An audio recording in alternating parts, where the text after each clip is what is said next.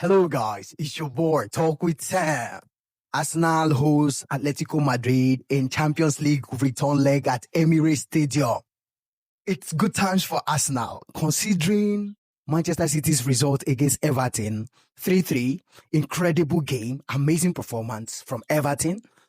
It gives Arsenal a more relaxed spirit going into this game against Atletico Madrid. And when you consider the fact that Eberechi Eze is fit and what he adds to this team, and with the emergence of Miles Lewis Kelly, or should I say the return of Miles Lewis Kelly in his favorite position in that midfield role, he was phenomenal. He was professional against Fulham for the first time. That is a good headache for Mikel Arteta. Between Zubimendi and Miles Lewis Kelly, does he go for the reliable Zubimendi, or does he take the risk to play a young Miles Lewis Kelly that was outstanding against Fulham? I expect Arsenal to beat Atletico Madrid. Of course, it's going to be a very tight game. Atletico can be very frustrating.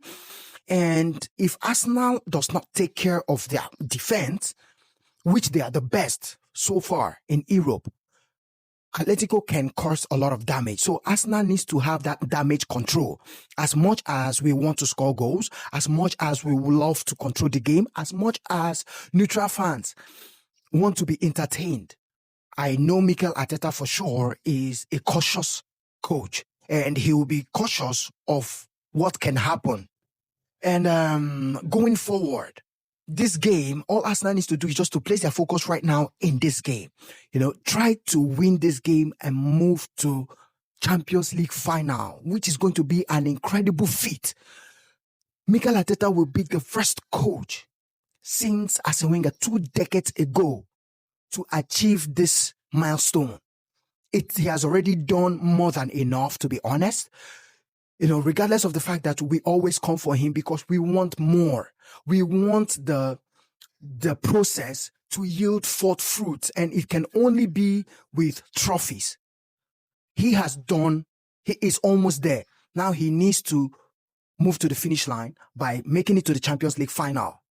And then we can place our focus in the Premier League come Sunday against a West Ham. That is another semi-final, or it can be considered as a final, because West Ham is fighting for their lives. And that game, if Arsenal should beat West Ham, they will have Burnley and Crystal Palace. And knowing fully well that Crystal Palace will have their final Conference League, it's a plus for Arsenal. And for Burnley, who, of course, we are at home, we will have the leisure, with the crowd and everything, to pounce on them. But let's don't be too comfortable against Burnley. First off, let us finish this. Let us cross the line.